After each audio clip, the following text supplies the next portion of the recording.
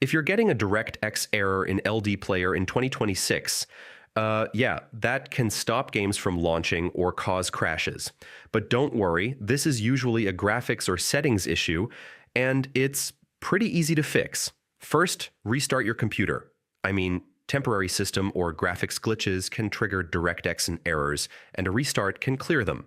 Next, update your graphics drivers. Outdated drivers are one of the most common causes of DirectX errors in LDPlayer. Now, open LDPlayer settings and switch the graphics rendering mode from DirectX to OpenGL. Yeah, this usually fixes the error instantly on many systems. You should also make sure DirectX is updated on your computer. So, installing the latest version can fix compatibility issues. If you're using a laptop, set LDPlayer to use your dedicated GPU. Running on integrated graphics can sometimes cause DirectX errors. Then try running LDPlayer as administrator.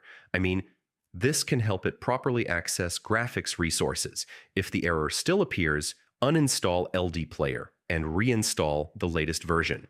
Yeah, corrupted files can also cause DirectX problems, and that's it. One of these fixes should solve the DirectX error and get LDPlayer running smoothly again.